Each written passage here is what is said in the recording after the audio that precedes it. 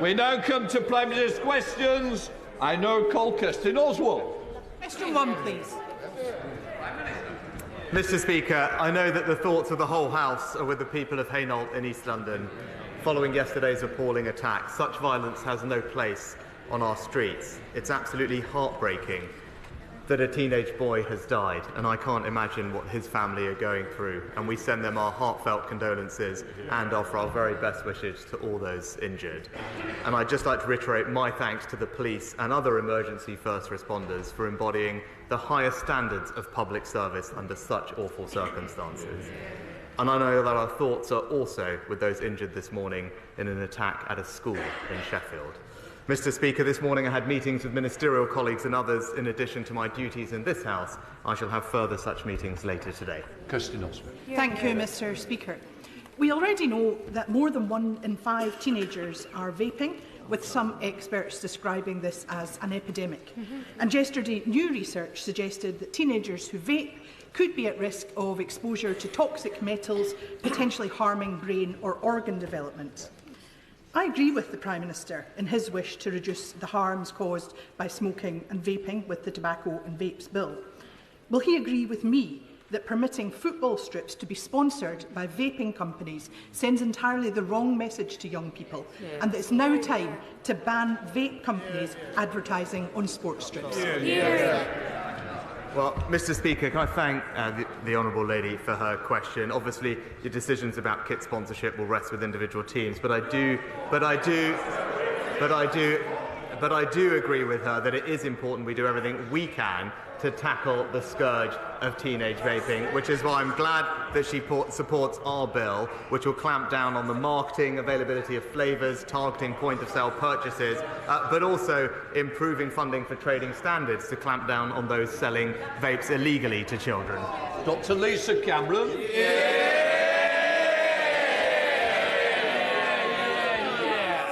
Many thanks, Mr. Speaker. My husband is a veteran, and the defence of the country is the government's first duty to protect people across the United Kingdom.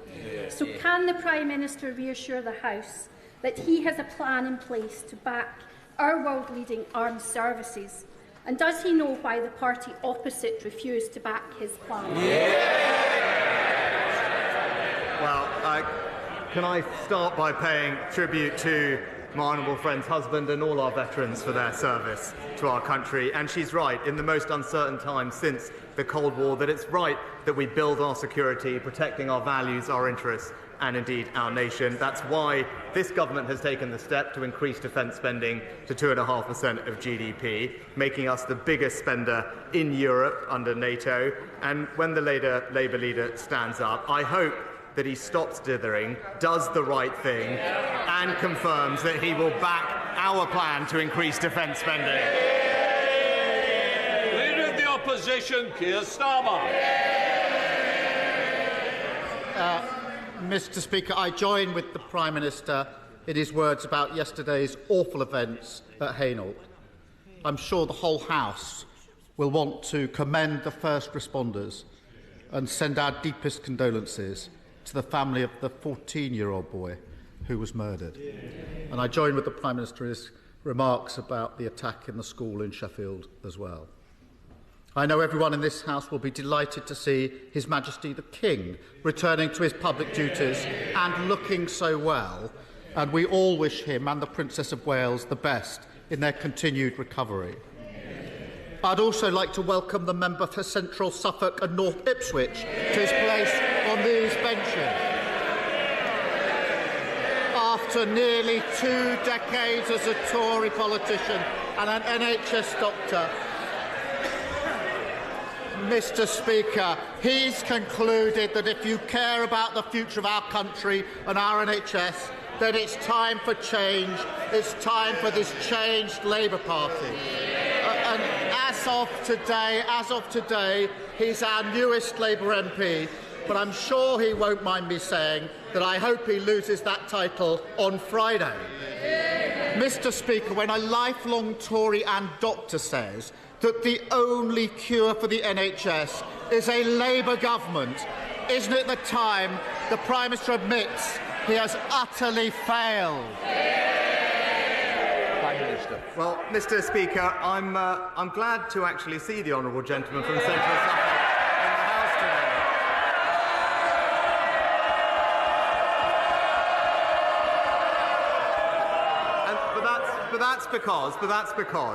That's because he recently pointed out that residents of his local Labour council are, and I quote in his words, charged much more in council tax, but in return receive lower quality services.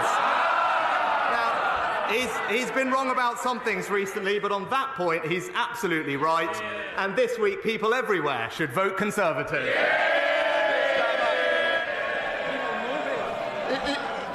He comes out with all that nonsense, but he locks himself away in Downing Street bunker, moaning that people aren't grateful enough to him.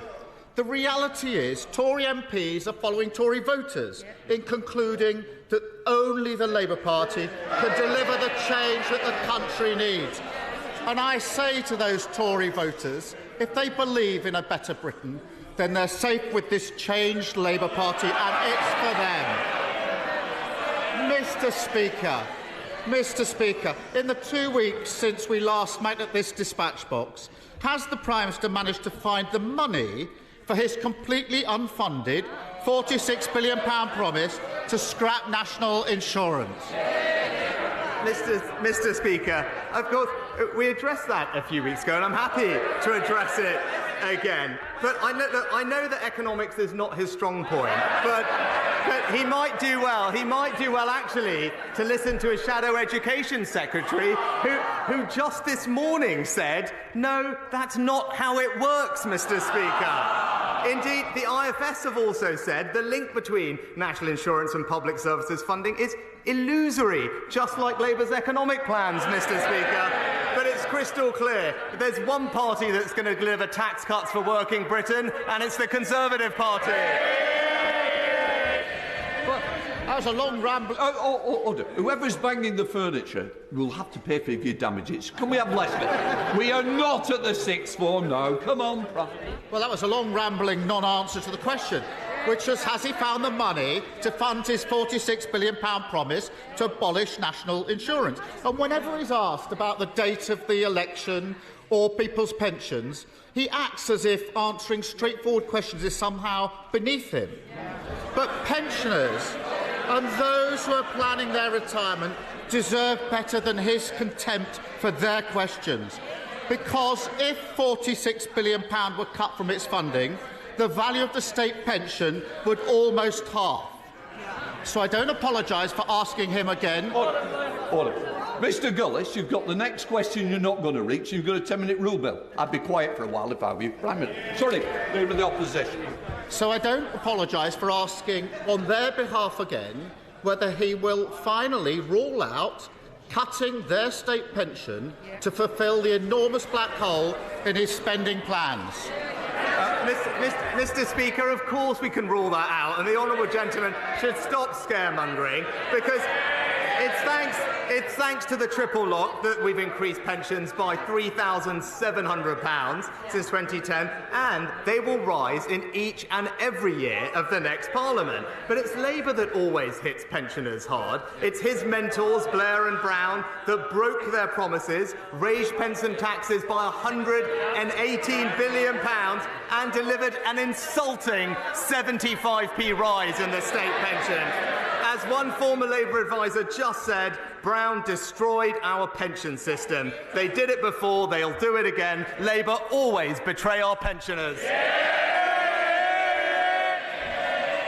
Mr. Speaker, it's clear he can't answer the question where he's going to find this £46 billion. No, he said, luckily for him, that's where he said it's not coming from. It's not said where it's coming from. Luckily for him, one of his peers, Lord Frost, yes, him again, does.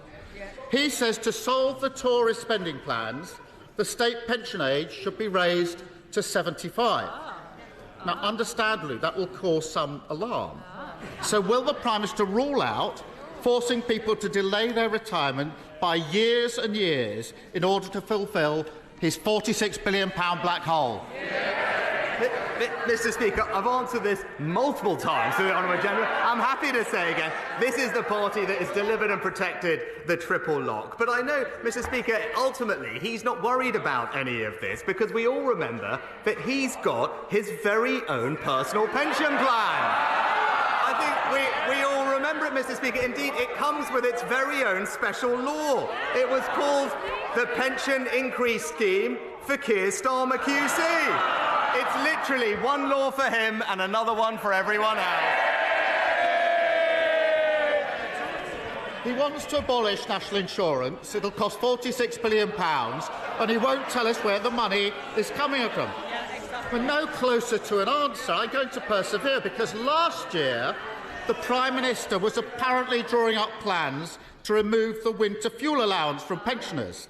His Paymaster General went a step further. He said these are the sorts of things that we need to look at. So will he now rule out taking pensioners' winter fuel payments off them to help fund his £46 billion black hole?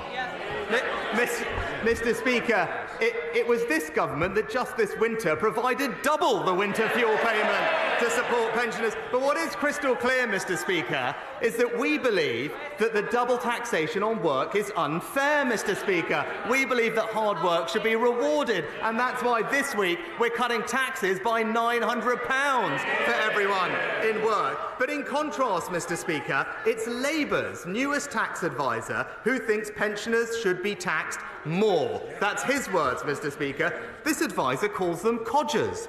He thinks that supporting them is a disgrace, and he believes that their free TV licences are ridiculous, Mr. Speaker. It's Labour who hit pensioners with tax after tax, and they would do it all over again. Mr. Speaker, is it any wonder that his MPs are following Tory voters in queuing up to dump his party? And even the mayors that he's apparently pinning his political survival on don't want to be seen anywhere near him, because until he starts setting out how he's paying for his fantasy economics, he's got a completely unfunded £46 billion promise that puts people's retirement at risk. How does it feel to be one day out from elections with the message, vote Tory, risk your pension? Well, Mr. Speaker, tomorrow voters will have a choice, and it will be a choice between mayors like Andy Street and Ben Houchen who are delivering, or mayors like Sadiq Khan who just simply virtue signal, Mr. Speaker. It's higher taxes, more crime and ULEZ with Labour, or it's lower taxes and better services with the Conservatives. That's the choice. From West Midlands to Teesside to London, there is only one choice. Vote Conservative. Mr. Speaker, we concede the Rwanda deterrent is working, and we've now deported our first illegal migrants. But unsurprisingly, Labour just don't care. The Shadow Home Secretary is busy posing for pics, encouraging more boats to come over. The leader of the Labour Party said he would cancel the Rwanda flights. He took a knee when signing letters stopping us deporting illegal foreign national offenders who committed crimes like murder and rape. And he'd do a deal with the EU, surrendering our borders to 100,000 legal migrants. Isn't it right, Prime Minister, that only the Conservatives will stop the votes and cut legal migration? Well, my honourable friend is absolutely right, Mr. Speaker. Our plan is working. Legal migration, the latest figures show, down by 24%. Student dependence down by 80%. But we all know Labour's big idea. It's to scrap the Rwanda plan, even when it's operational, Mr. Speaker. But as one senior Labour advisor said to Andrew Marr just yesterday, we can't just come in, tear it up and have nothing to put in its place. I'm sorry to break it to them, but that's exactly their policy. While we're getting on stopping the boats, all Labour would do is stop the planes. SNP leader Stephen Flynn. Thank you, Mr. Speaker. On Monday, the Armed Forces Minister was neither able to confirm nor deny that UK troops may soon be deployed on the ground in the Middle East. Now, the public watching will be hoping that members of this House do not have a short memory when it comes to the potential deployment and involvement of our military in the Middle East. So can I ask the Prime Minister to provide some much-needed clarity? is he giving active consideration to the deployment of UK forces in the Middle East, yes or no? Mr. Speaker, you wouldn't expect me to get into any operational planning details, but what I will say is we are absolutely committed to supporting international efforts to get more humanitarian aid into Gaza, which is something I think the whole House would support by land, sea and air. We've obviously tripled our aid commitment, and right now, together with the US, Cyprus and other partners, we're setting up a new temporary pier off the coast of Gaza to get aid in as securely and quickly as possible. Stephen Flynn. Mr. Speaker, let's all be in no doubt. Aid is required in Gaza, and it is required because when people are not being bombed, they are starving to death. The solution to that is a ceasefire and the opening of safe ground air routes, not the involvement on the ground of UK military personnel. These are dramatic and potentially dangerous developments. So will the Prime Minister confirm to the House today that before he makes a decision, all members will be afforded a vote? Mr. Speaker, I'm not going to apologise for our armed forces playing a leading role in supporting international efforts to get more aid in. And indeed, we are sending Royal Navy support ship, RFA Cardigan Bay, to the region to support that effort. But when he talks about this conflict, the fastest way to end this conflict is to ensure that we have a hostage deal that gets hostages out, aid in, and for there to be a sustainable pause in the fighting. And it seems clear that there now is a workable offer on the table, so I hope he joins with me in encouraging all parties, including Hamas, to accept that deal so we can move towards a sustainable solution. Sir Bill Wigan.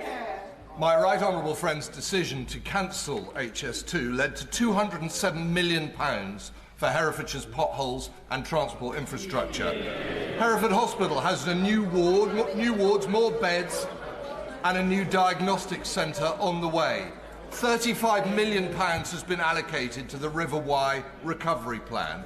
Inflation is down, the Rwanda bill has been passed, and defence spending is increasing. Does my right honourable friend agree with me that if he carries on like this, he's going to win the next election? Mr. Speaker, I'm thankful for my honourable friend in highlighting the work that the government's doing, whether that is increasing our defence spending to keep us safe, securing our borders with our Rwanda Act, cutting taxes by £900, raising the state pension by £900. And I'm also pleased that locally in Herefordshire we are filling in potholes, helping to save the River Wye and improving local health services. It shows crystal clear that it's the Conservative government that has a plan and is delivering a brighter future for our country. Caroline Lucas. Thank you very much, Mr. Speaker. In February, his Foreign Secretary said it would be difficult for a ground offensive on Rafah to avoid harming civilians and destroying homes. Just yesterday, his Deputy Foreign Secretary admitted he was struggling to see how such an attack could be compliant with international humanitarian law. All the signs are that Netanyahu is about to defy the international community.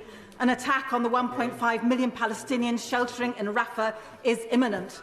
If that attack begins, will that be the moment when the Prime Minister finally finds the moral backbone to ban arms exports to Israel? And if not, how much more suffering has to happen before he acts to prevent further UK complicity in crimes against humanity?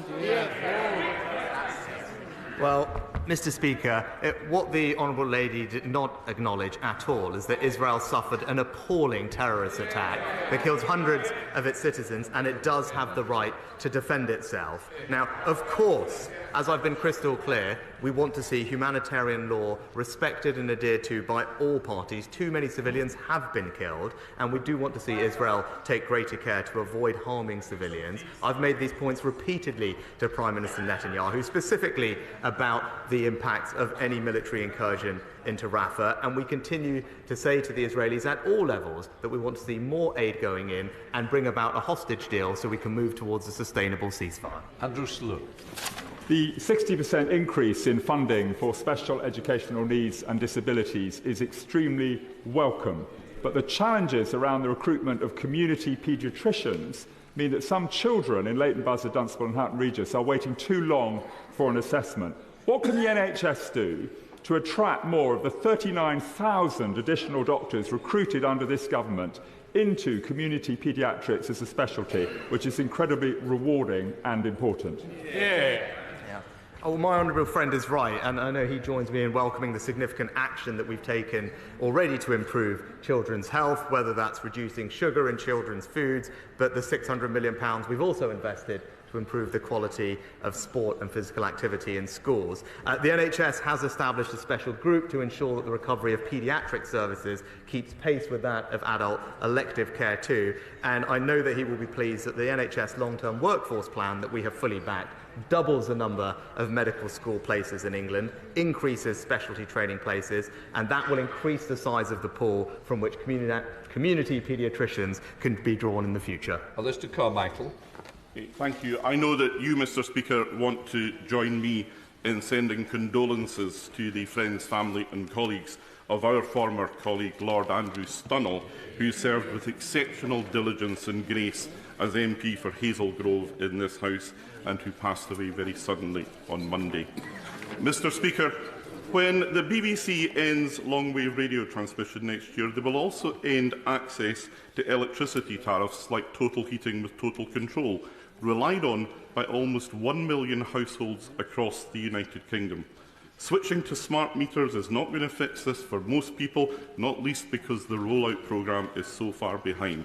So will the Prime Minister or possibly His Secretary of State for Energy get the energy companies, the regulator and the customer groups together so that we can stop passing the blame around and find a solution that does not yet again leave people in the Highlands and Islands behind and out in the cold? Well, Mr Speaker, I understand that an agreement has now been reached to ensure that radio teleswitching services will continue until June of next year, and Ofgem are also engaging with energy suppliers on their plans to support consumers through the transition. Whilst households that are currently covered by the service shouldn't be disadvantaged by the switch-off, it's energy suppliers who are best placed to advise on tariffs for those who have been switched to a smart meter. However, I will make sure that the right honourable gentleman does get a meeting with the relevant minister to ensure that his constituents are not left behind during the transition. Peter Aldis.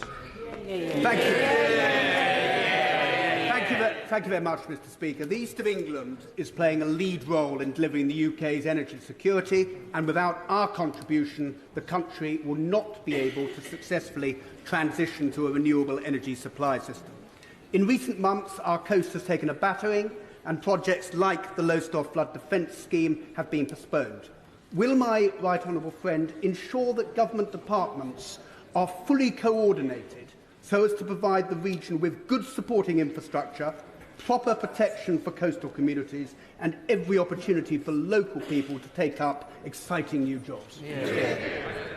Mr Speaker, we are levelling up across the United Kingdom and investing in places that need it most, including, as my honourable friend rightly highlights, our coastal communities. Almost £1 billion of levelling up funding has been allocated to the East of England, including £75 million for coastal places. I know that he welcomes the town deal for Lowestoft in particular, but I will ensure that my honourable friend gets a meeting with the relevant minister to discuss how we can further support his region, its role in our energy security, but particular its coastal communities. Deirdre Brown. Mr Speaker, the Greenpeace group Unearthed found 36 supposed grassroots campaign groups which were actually administered by Conservative staff and activists and were forums for vile racism, anti-Semitism and Islamophobic attacks on Sadiq Khan. Now, one hears of other such coordinated efforts around anti-20 mile/hour zones in Wales. Can the Prime Minister shed some light on these shady groups spreading abuse, their funding,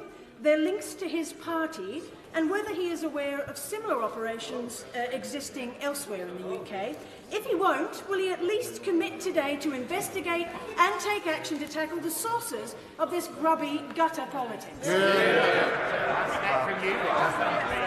Mr Speaker, I'm not aware about the topic that the honourable lady raises, but I'm not going to make any apology for Conservatives pointing out the record of whether it's the SNP in Scotland or the Labour government in Wales, because that's exactly what democratic process is about. She might not like it when we highlight their record, but we will keep doing so that we can deliver for people across the United Kingdom. Thank you, Mr Speaker. I welcome our government's commitments to boosting defence spending and supporting Ukraine, made possible by this Conservative Prime Minister's international leadership and sound management of the economy. My constituents have been doing us proud supporting Ukraine, like the Pot Place Garden Centre delivering ambulances, medical equipment and supplies, and Steve Hodgson providing vital aid. Would the Prime Minister join me in paying tribute to my constituents and people up and down the land for their support for Ukraine and reaffirm that we will continue to stand with Ukraine for the sake of freedom, democracy and global security? I join my honourable friend in thanking people up and down the country, including the fantastic work of his constituents in supporting the Ukrainian community in the face of Putin's illegal invasion. We remain steadfast in support of Ukraine, and in total, since the war began, we've pledged over £12 billion of aid to Ukraine. Last week, we announced an additional £500 million of funding, which will be used to deliver much-needed ammunition, air defence and engineering support and drones. But more importantly, and President Zelensky welcomed this, we are able to now say that we'll continue with this level of support for as long as it takes because of the historic increase in our defence spending. And it's crystal clear that on this side of the House, we can say that our support to Ukraine will never waver. Margaret Greenberg. Thank you, Mr Speaker. In 1969, my constituent Georgina Jacobs gave birth to a baby boy who she named Robert. Sadly, Robert was born asleep, and in those days the hospitals would ask the father to collect the baby's body, take it to the cemetery and leave it there for burial. For 53 years, Georgina didn't know exactly where Robert was buried. When she eventually found him, she shared her story on social media, and other mothers who'd been through the same experience got in touch. Since then, Georgina has located over 60 babies on behalf of grieving parents and has deservedly been presented with the Wirral Award for her achievements. Will the Prime Minister join me in congratulating Georgina on her award and on having brought comfort to so many parents and families? And will he, on behalf of all previous governments, apologise for this form of practice which left grieving parents with nowhere to visit their buried children? Well, can I thank and commend the Honourable Lady for raising this case and just pay tribute to Georgina for what she is doing. I often say that one of the most incredible things about doing this job is meeting people like Georgina who have suffered tragedy in their lives, but then use that to campaign and inspire and bring about a better life for everyone else. She's a prime example of that. She deserves nothing but our praise and admiration, and I'm so pleased that she's brought comfort to so many other people too. Paulson. Thank you, Mr Speaker. Mr Speaker, since I was elected in 2010, Rugby's seen employment grow by nearly 6,000, with 10% more of my constituents in work, much of which has been driven by investment from advanced manufacturing in places such as Anstey Park, where we've got the Manufacturing Technology Centre, which the Prime Minister visited, High Temperature Research Centre, Rolls-Royce, Parker Meggitt, Fanuc and the London Electric Vehicle Company. Given that every Labour government has left office with unemployment higher than when they came in, can the Prime Minister see any reason why anybody would want to put this fantastic progress at risk?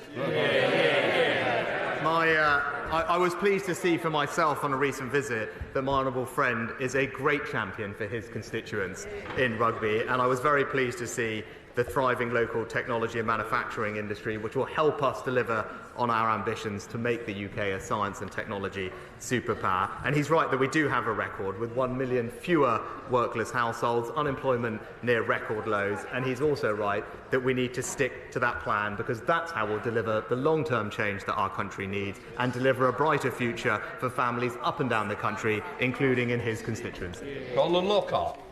Thank you, Mr Speaker. Hypocrisy needs called out, and everyone in this House will recall the former Irish Prime Minister in Brussels with a photograph of a bombed customs post lamenting that any border between Northern Ireland and the Republic of Ireland was unworkable, it was in breach of the Belfast Agreement and could result in such troubles again. The hypocrisy of the Irish Government from such a position has not been lost, with the Irish police now tasked to patrol the border, protect from the unsubstantiated, unfounded 80% figure of asylum seekers who supposedly make their way to the Republic of Ireland from the UK via Northern Ireland, when actually the reverse is true. Will the Prime Minister Minister challenge and call out these actions and confirm what representations he has made to the Irish Prime Minister and the Justice Minister to respect the integrity of our UK and our border.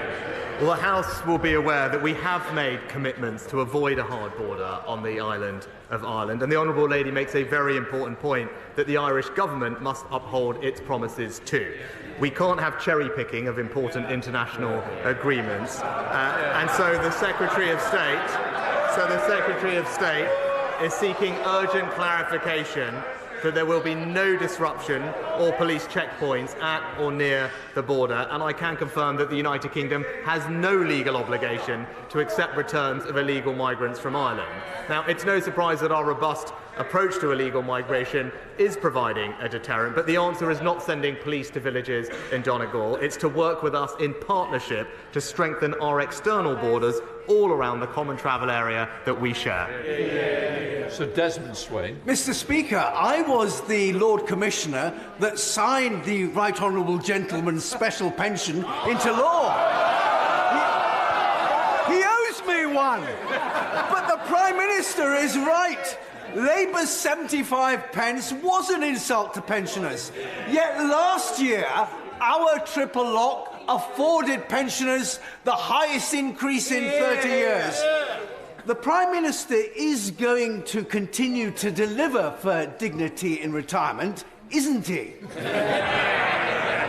Well, my right honourable friend is absolutely right that we will provide dignity to all those in retirement. That's why we introduced the triple lock, and that's why this year the state pension is rising by £900. I'm also proud of our record to bring 200,000 pensioners out of poverty, and I can also say, as I've said previously, that the state pension will increase in each and every year of the next Parliament. And as he reminds us about the 75p increase, unlike Labour, pensioners in this country can trust the Conservatives.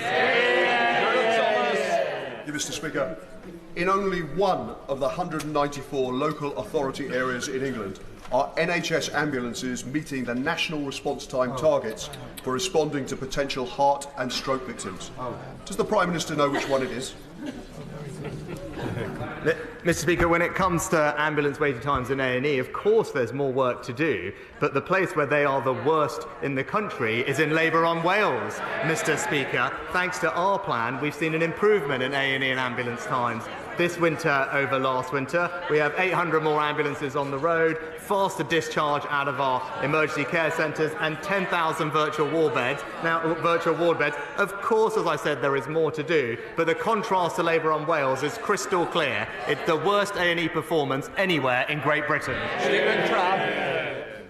Mr. Speaker, for 6 months, thousands of my constituents have lived with foul, polluted air from the Withyhedge landfill site. The company is owned by somebody with previous convictions for environmental crimes and who, a few months ago, gave £200,000 to help Vaughan Gething become First Minister of Wales, after another of his other companies was loaned £400,000 from the Development Bank of Wales, overseen by the then Economy Minister, Vaughan Gething. Does the Prime Minister agree with me that this serious matter demands an independent investigation? It's not some internal Labour Party matter, and ultimately that company needs to get out of my constituency and let people in Pembrokeshire have their quality of life back. My honourable friend brings up an incredibly important issue, and I know that people in Wales are concerned about the relationship that he mentions, and I also agree with him on the need for transparency and an investigation regarding the Welsh Labour leader, because it's very clear that the situation is not at all transparent and answers are needed. Mr. Speaker, it's been revealed by the Observer newspaper that the Conservative candidate for the Mayor of London is actually a member of the 6 Facebook groups which was mentioned by the member for Edinburgh North. And they are full of Islamophobia, anti-Semitism and the most disgraceful incitement to damaging property. And the worst bit, for those of us who were in the House when our members of Parliament were taken, death threats to the current Mayor of London, Mr Khan. Will he close down these Facebooks which have been begun by Conservative members of staff, And will he investigate the role of the current candidate and her membership of those disgraceful racist Facebooks? Well, Mr. Speaker, the election tomorrow will be fought on the substance of the issues that Londoners face, and the Labour record is crystal clear. House building in London has collapsed. Knife crime is rising. Mayoral taxes are up 70%, and drivers have been hit with ULEZ charges. And the Labour mayor just simply panders to unions and has decimated London's nighttime economy. That's his record. That's how he'll be judged. And people across London know that they will be safer with the Conservatives, with lower taxes and better services. Final question, Karen Bradley. Thank you very much, Mr. Speaker. Today, Mr. Speaker, is Staffordshire Day, where we celebrate all the brilliant things about the county of Staffordshire. So would my right honourable friend join me in paying tribute to our brilliant Police, Fire and Crime Commissioner, Ben Adams, and encourage the people of Staffordshire to vote for Ben tomorrow to make sure we keep Staffordshire one of the safest places to live, work and visit? Well, I wish everyone a happy Staffordshire Day. And she mentions the PCC elections, and I think it's right that she does, because under this Conservative and previous governments, we've cut crime by over 50%, delivered 20,000 more police officers, but people with a Labour Police and Crime Commissioner are more likely to be victims of burglary, twice as likely to be victims of robbery, and as I said, last year knife crime in London went up by 20%. The facts simply speak for themselves. Vote Conservative for safer streets. That completes Prime Minister's questions. We'll let the front benches clear.